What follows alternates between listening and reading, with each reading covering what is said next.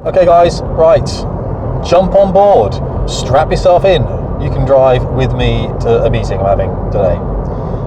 And whilst we do that, we can chat about how you can fail all your academic qualifications and still end up flying military fast jets. I don't advise it. It's a really bad idea.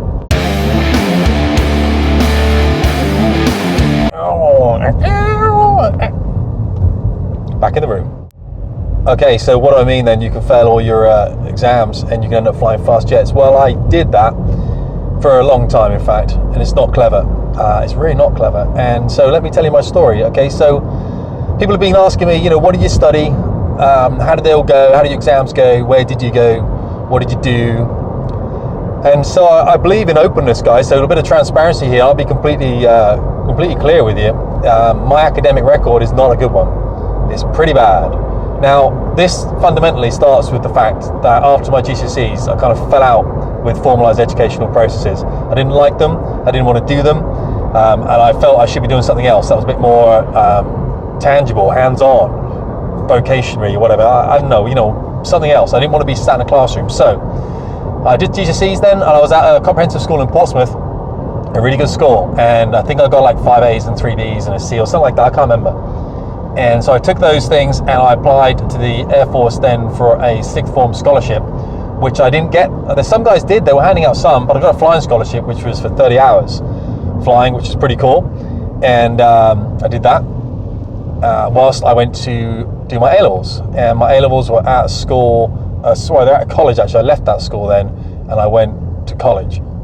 Now, this was about 20 years ago, so with hindsight, I probably should have stayed at that school. It was a reasonably strict school. They're pretty firm on us, which was a good thing, I suppose. And I was with the Air Training Corps throughout, doing a lot of gliding. That was taking a bit of my time, but I was kind of enjoying that. But I thought I wanted to change. So I left that school and I went to a nearby college.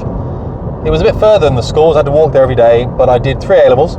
It was maths, physics, and history. And I did Russian for 1 year, which I dropped after a year because it was hard and I wasn't really doing that well in my A-levels after year 1. I was spending a lot more time with the Air Training Corps, and obviously my studies were suffering. And as I said, I felt like I needed to be doing something that was outside the classroom, and this was very much classroom-based stuff. The maths was very pure maths. Although I kind of enjoyed the subjects, as I said, I felt I should be doing something else. Anyway, there was a frustration.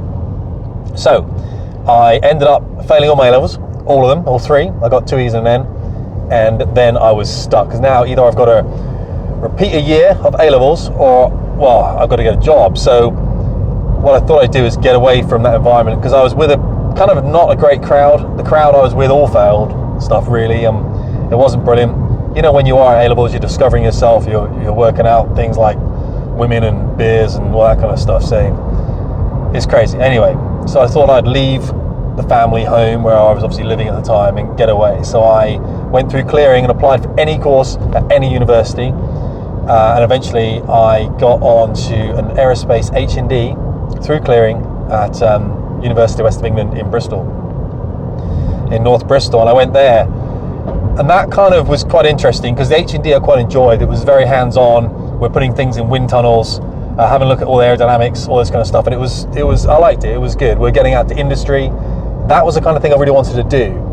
So I really enjoyed that. And actually the first year wasn't brilliant, but the second year again wasn't great, but I managed to get by and pass that and get onto the degree course. But it was aerospace materials science, I believe it was, or aerospace manufacturing or something like that. And again, it was very academic, classroom based stuff. I didn't really like it too much, so I kind of struggled there really. And at the end of one of the years on that, my mother-in-law had to write a note to the university to say, please keep him in, I know he's not doing that well, but he promises to work quite hard.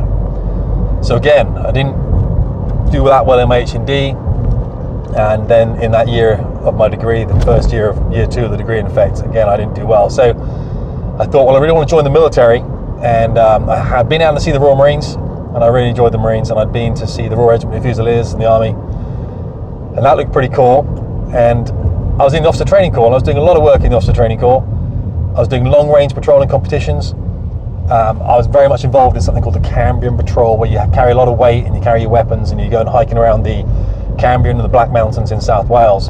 as an 8-man patrol. That was great, really enjoyed that. But that was taking time out of university, which I didn't mind because I didn't really like uni. But I liked the ATC.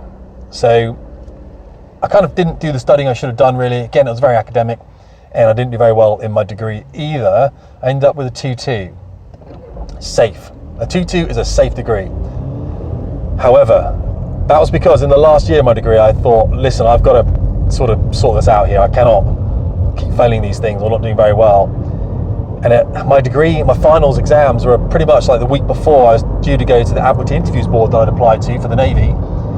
And I had to prioritise one or the other, and I prioritised the studying for my finals, thank goodness, because I failed at IB miserably, but I passed my degree, albeit with a 2-2, safe.